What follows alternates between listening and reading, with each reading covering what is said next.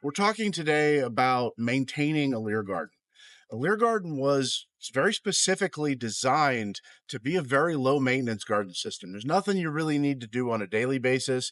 There's not really even a whole lot that you need to do on a weekly basis or monthly basis.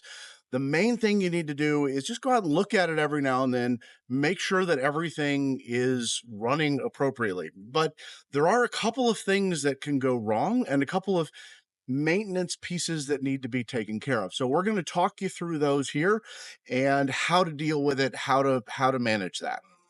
A LEHR garden works on a flood and drain system. We're going to pump a lot of water into one side and then the water's going to flow through. With the really high organic matter that's in the soil, it's going to be using up the oxygen that's in the soil structure to break down that organic matter. If it doesn't get that air refreshed, then the soil will go anaerobic and then the plants will start to suffer. So the first thing we're going to talk about here is the pumps. A LEHR garden has two pumps. The first is what I call the flow pump. It's going to take the water out of the pump and it's going to flow it to the far end and dump it into the compost. This is a fairly large pump. You see where it says submersible utility pump? That's pretty important. The other thing here is it says 1,100 gallons per hour.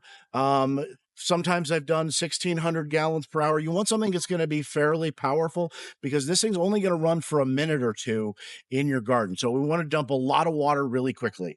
The second pump is an aeration pump. So we're just using the tiniest fountain pump that we can possibly get. It's going to run constantly. What I do, there's various ways to do this, but what I do is I pump it up to the drain area and then it just drains right back down. You're going to pump the water. This one will pump it up 3 feet. You literally just want to dribble. If you decide you want to put a bigger, more powerful pump, you're most likely going to get splashing, which will splash out of the garden and you'll lose a lot of water. It's going to use a lot more water. So something that's just going to dribble constantly is perfect for that.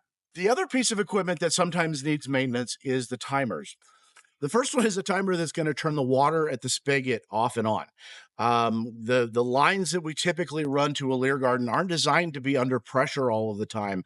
So I like to put it right on the spigot, and then the line to the garden will be running off and on. If this timer goes out, it's basically going to quit automatically watering your garden. So these are pretty easily replaceable. They're also usually pretty easy to program. Well, depending on the brand that you get, it'll have its instructions with it.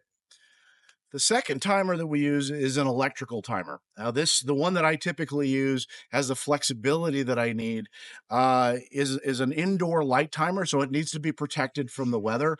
But when these go out, this particular design is pretty ubiquitous. There's a lot of different brands that have almost exactly the same features. This one is pretty easy to program. It comes with instruction. Next piece that we're going to talk about is the pond liner itself. So the pond liner is the layer that we put on the inside of the tank. Every now and then it'll get punctured. If you're not careful when you're shoveling the soil out, you can puncture it. So if you do need to patch your pond liner, we're basically just going to patch it kind of like a bicycle tube. There's a product called E6000. It's a craft glue that works really well.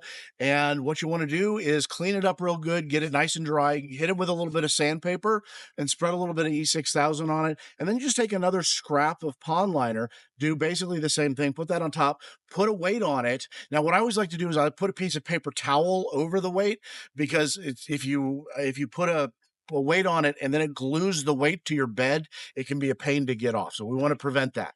But then just let it dry for about 24 hours. Then you can put everything back and it's ready to go. The last piece that needs to be done is we want to protect the wood.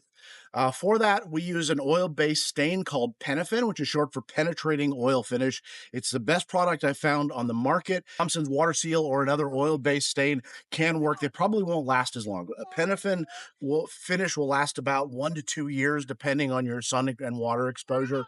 But basically, it's really simple. When it starts to look a little bit worn down, like this one's probably ready to stain here, you just hit it with the stain and give it a fresh coat.